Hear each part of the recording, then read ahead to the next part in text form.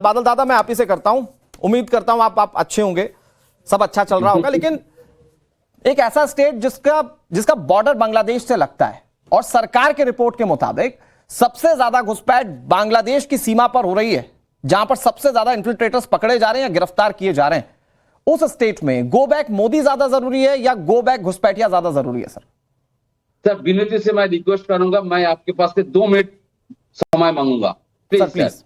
Your sir. सबसे बड़ा बात है कि देश के प्रधानमंत्री देश के राजा है, कोई भी व्यक्ति प्रधानमंत्री है, वो जा नहीं पाए, मौसम खराब था, सब कुछ ठीक है, टेलीफोन में भाषण दिया, सब कुछ ठीक है।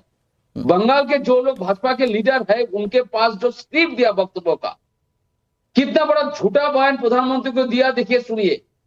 इलेक्शन कमीशन ने जो एसआईआर का कंप्लीट किया, उसमें एक भी घुसपैठिया का नाम नहीं है और एक भी रोहिंग्या का नाम नहीं है। कल्याण बनर्जी सांसद नितिन गडकरी को पूछा, एक वीडियो वायरल हुआ, कोई भी रोहिंग्या मिला, एक भी रोहिंग्या मिला है?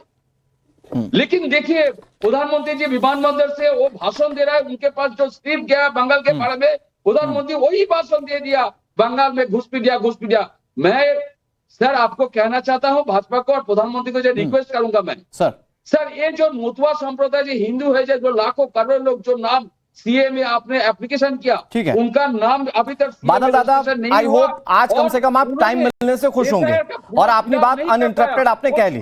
शिवम भाई आपको जवाब देना चाह रहे हैं, मैं एक छोटी सी चीज पूछना चाह रहा हूं।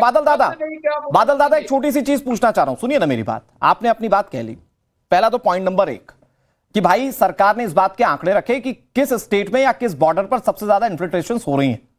बांग्लादेश बॉर्डर से भारत के अंदर इन्फिल्ट्रेशन हो रही है, जहां पर सबसे ज्यादा लोग गिरफ्तार किए गए। ये सदन के अंदर, संसद के अंदर इस कार्यवाही के दौरान ये आंकड़ा रखा गया। तो आपको क्या आपके स्टेट की चिंता नहीं है? Point number 1। दूसरा मेरा सवाल यह है कि आप कहते हैं कि एसआईआर के दौरान और फलाने ढिमकाने के दौरान, मैं कहता हूं सर आपको एसआईआर और बाकी चीजों पर क्यों पढ़ना है? मैं कह रहा हूं कि आज के समय में जब एसआईआर की प्रक्रिया शुरू होती है तो बांग्लादेश का हकीमपुर चौक, जहां पर लाइन लग जाती है बांग्लादेशियों की, वो आपको क्यों नहीं दिखता सर? आप इस पर चिंता कभी जाहिर क्यों नहीं करते? बंगाल के अंदर गो बैक घुसपैठिया बांग्लादेश, ये पोस्टर्स क्यों नहीं लगते सर?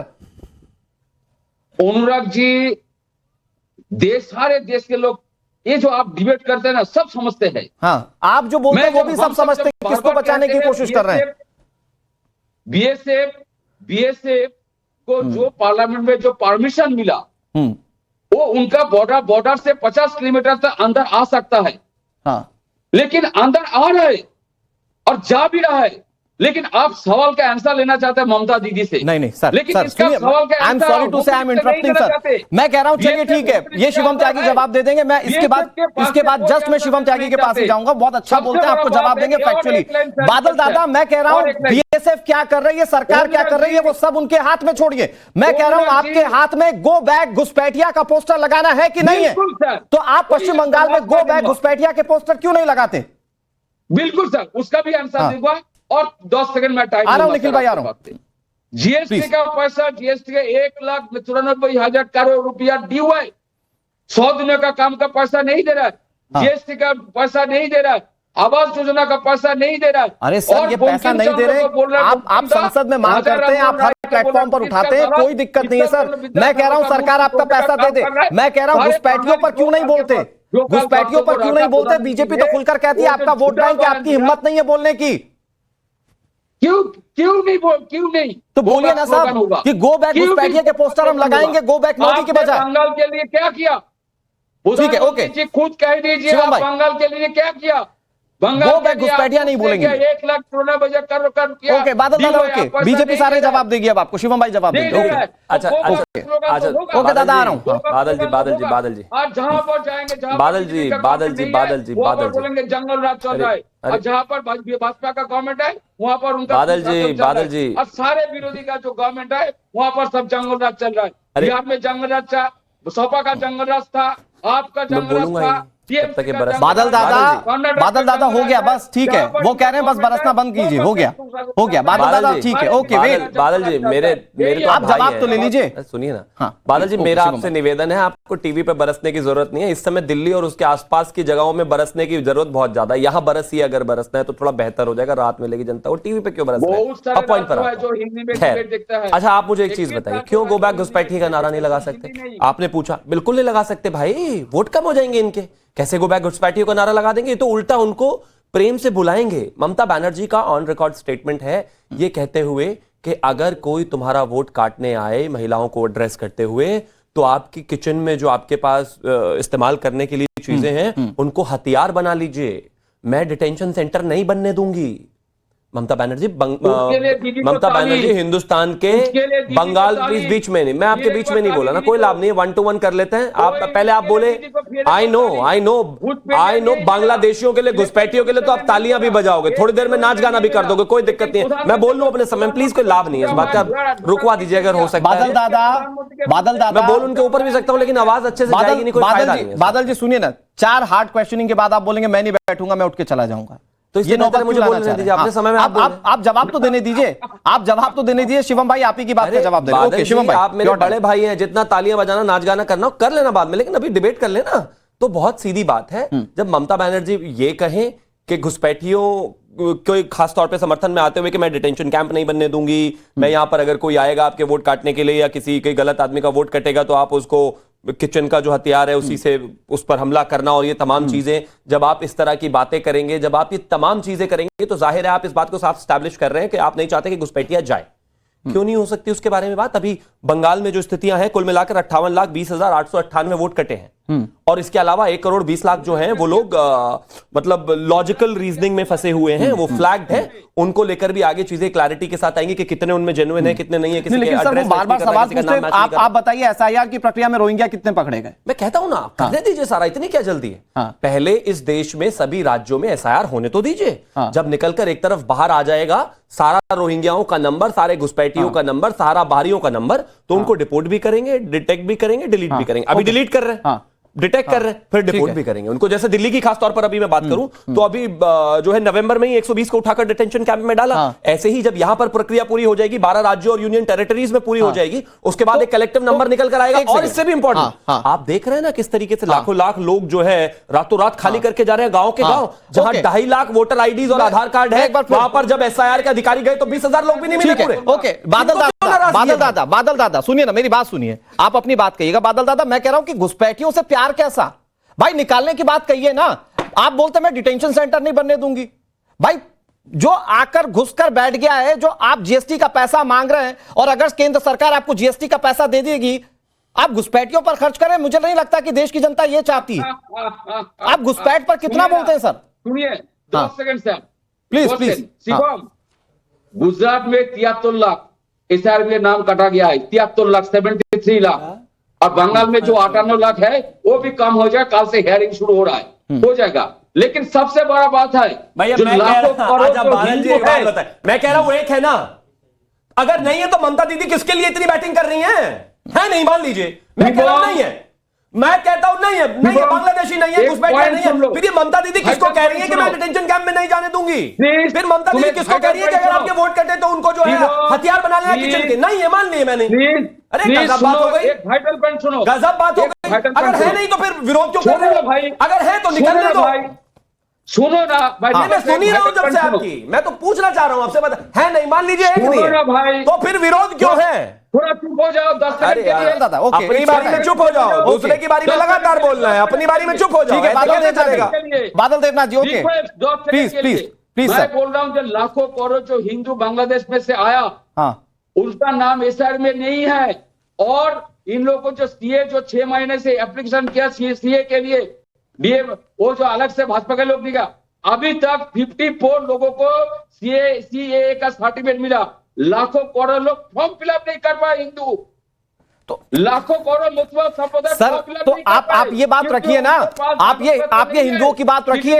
आज जो बांग्लादेश में हो रहा है वहां पर हिंदुओं के साथ हो रहा है, उस पर खुलकर बात रखिए। मैं तो खुद खड़ा हूं सर आपके साथ, इसमें कोई दिक्कत नहीं है सर। आप ज्यादा से ज्यादा जो पीड़ित हिंदू हैं दूसरे देशों के, उनको लाइए थे यहां पर, लेकिन घुसपैठियों को इसके एवज में आप रख लेंगे, इसको अलाउ नहीं किया जा सकता ना सर। शिवम भाई लास्ट 10 सेकंड, फिर मैं उसके बाद निखिल जैन के पास जा रहा हूं। देखिए, मैं एक चीज कहना चाहता हूं, विषय बहुत साफ है। उनकी ही आर्ग्यूमेंट ले लीजिए। सारा देश झूठ बोल रहा है, गृह राज्य मंत्री जो बोल रहा है वो ठीक नहीं है, गृह मंत्री जी मेरे समेत जितनी भी सरकार है वो सब झूठ बोल रहे हैं। लेकिन अगर रोहिंग्या घुसपैठिया नहीं है तो आप किसके समर्थन में, किसको बचा रहे हैं? और अगर लेकिन ये बचा रहे तो क्यों बचा रहे? सिर्फ वही मैं कह रहा हूं, इसका मतलब है जो कि सामने निकल कर आ रहा है, इसका मतलब ये है कि उनको डिपोर्ट करना है। ठीक है, ओके। इसका मतलब इनको दर्द है, इसका मतलब वो इनके वोटर हैं, इसका मतलब ये उन्हीं के आधार पर जीतते आए हैं, इसका मतलब उनके बाहर जाने का समय आ गया है। तो डर क्यों रहे हो भाई? फिर रुकिए, जाना पड़ेगा भाई। मैं कहता हूं ना, 1,60,00,000 लॉजिकल रीजनिंग में फंसे हुए हैं, 58 लाख का नाम कट चुका है। ठीक है, ओके, जरूरत नहीं है, चिंता मत करिए, सब निकल कर सामने आएगा। ओके बादल दादा, शिवम भाई, ओके, बहुत समय दे दिया। ओके बादल दादा, फिर आ रहा हूं आपके पास, बहुत सवालों के जवाब देने हैं आपको। लेकिन निखिल भाई, मैं ये कह रहा हूं कि प्रधानमंत्री नरेंद्र मोदी अगर वो चाहे असम के दौरे पर जाए चाहे बंगाल के दौरे पर जाए, एक तो घुसपैठिया उनका मुख्य मुद्दा है। उन्होंने ये भी बताया कि कैसे असम को भी पाकिस्तान को देने की तैयारी थी, लेकिन उन्होंने घुसपैठ पर विपक्षी सरकारों को या विपक्षी पार्टियों को जबरदस्त तरीके से घेरा। वो कह रहे हैं वोट बैंक है, इसलिए आप लोगों को दर्द हो रहा है, इसलिए गो बैक घुसपैठिया नहीं लग पा रहा है। टीएमसी के कार्यकर्ता गो बैक मोदी लगा देंगे, गो बैक घुसपैठिया नहीं लगाएंगे। निखिल भाई आप शायद म्यूट, एक बार जरा चेक कीजिएगा। माफ कीजिएगा, मैं कह रहा हूं गो बैक का इतिहास तो इस देश में बहुत पुराना है, लगभग 100 साल पुराना है। जब गो बैक साइमन के नारे लगाए थे कांग्रेसियों ने और देश की जनता ने, लेकिन उस समय जो प्रधानमंत्री के आइडियोलॉजिकल पेरेंट्स थे, आरएसएस थे, हिंदू महासभा थे, उन लोग को तो याद नहीं आए गो बैक के नारे। खैर मैं इस पे हिस्ट्री पे ज्यादा नहीं जाना चाहूंगा। प्रधानमंत्री तो बात करेंगे, निखिल भाई थोड़ा सा आप मुझे इंटरजेक्ट नहीं, शिवम भाई आते ही कोई भी भाषण दे आपने इंटरजेक्ट नहीं। निखिल भाई सुनिए ना, एक छोटी सी बात कह रहा हूं। में आरएसएस का कोई रोल नहीं। निखिल भाई छोटी सी बात कह रहा हूं, गो बैक साइमन तो हमने अंग्रेजों और फिरंगियों के लिए लगाया था, आप देश के प्रधानमंत्री के लिए क्यों लगा रहे हैं, मैं ये कह रहा हूं। चलिए मैं बता देता हूं क्यों लगा रहे हैं लोग गो बैक मोदी के नारे लगाएंगे फिरंगियों के लिए। तो कुछ इनके तो पार्टी के बड़े नेता वापस चले जाएंगे तो बड़ी दिक्कत हो जाएगी। ठीक है, ओके शिवम जी, ये तो निकल जाए। ओके निकल जाए। शिवम भाई मैंने इंटरजेक्ट नहीं करा था, शिवम भाई नहीं कर रहा था। देखिए गो बैक मोदी के कोई नारे लगाए, गो बैक राहुल गांधी के लगाए, गो बैक ममता के लगाए, ये लोगों का लोकतांत्रिक अधिकार है। सत्ता को काले झंडे दिखाने का रिवाज इस देश में अंग्रेजों के समय से रहा है, अंग्रेजों के बाद भी रहा है, और किसी भी लोकतांत्रिक नेता को इसमें कोई दिक्कत नहीं होनी चाहिए। दुनिया भर में लोग अपने नेताओं को काले झंडे दिखाते हैं, आपको इतना छुईमी बन के बैठने की जरूरत नहीं है, पहली बात। दूसरी बात, आपने कहा प्रधानमंत्री मोदी के लिए घुसपैठियों का मुद्दा तो बड़ा मुद्दा रहा है। उनके लिए घुसपैठियों का मुद्दा बड़ा चुनावी मुद्दा रहा है, चाहे वो झारखंड का चुनाव था, चाहे वो महाराष्ट्र का चुनाव था, चाहे वो बिहार का था, चाहे उससे पहले दिल्ली का था, चाहे अब वो बंगाल का है। प्रधानमंत्री मोदी घुसपैठियों का मुद्दा मुखर तौर से लहराते हैं चुनाव के दौरान, चुनाव से पहले और चुनाव के बाद उन्हें याद नहीं आता।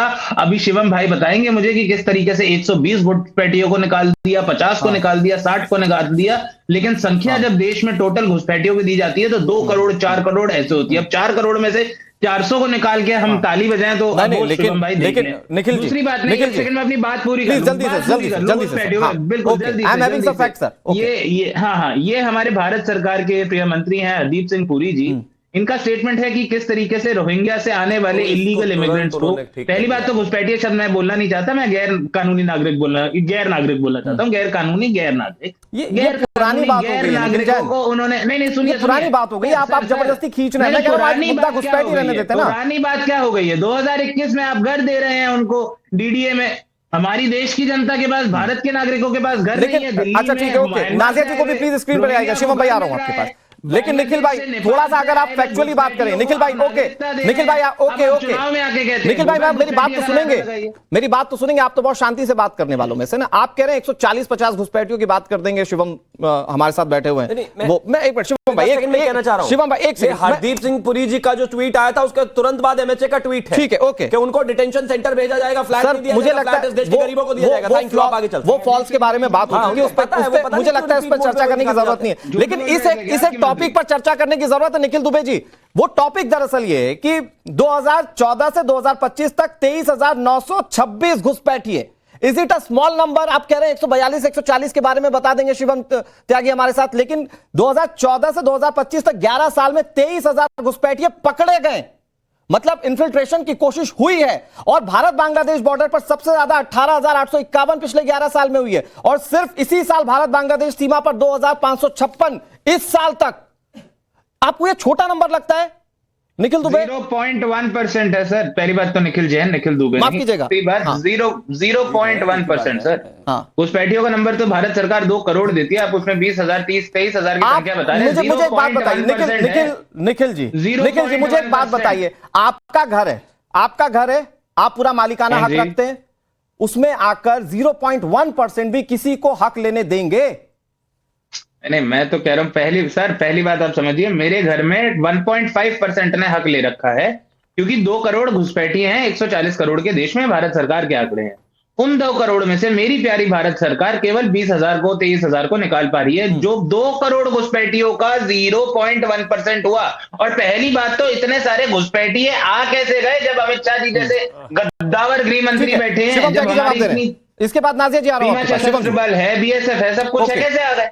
आप यकीन मानिए निखिल भी परमानेंट जो है टाइम्स पे आते हैं, मैं भी आता हूं, ये तर्क दे देकर बता कर थक गए, लेकिन ये आदमी सुनते सुनते बिल्कुल थकते नहीं है, वही रिपीट आर्ग्यूमेंट चलाए जाते हैं।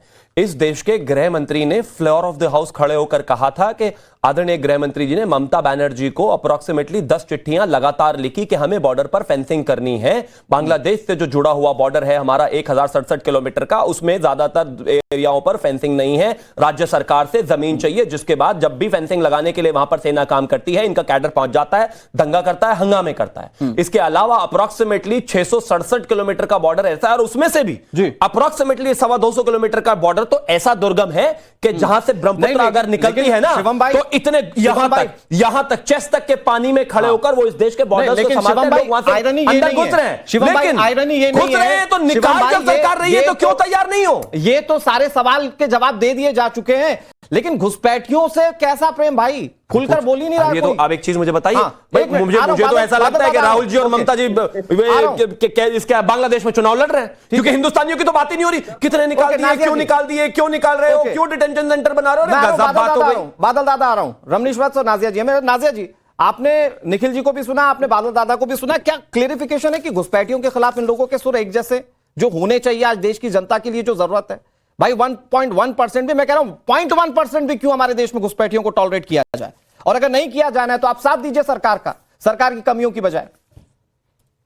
पश्चिम बंगाल की मैं वोटर हूं और मेरे परिवार के तकरीबन 10,000 लोग पश्चिम बंगाल के वोटर हैं, और मेरे लिए यह बहुत बड़ी दुर्भाग्य की बात है कि घुसपैठियों के लिए हमारी मुख्यमंत्री ममता बनर्जी साहिबा वेलकम करती हैं और देश के प्रधानमंत्री के लिए गो बैक करती है। ये बहुत बड़ी विडंबना और बहुत बड़ी दुर्भाग्य की बात है मेरे लिए as a voter of West Bengal.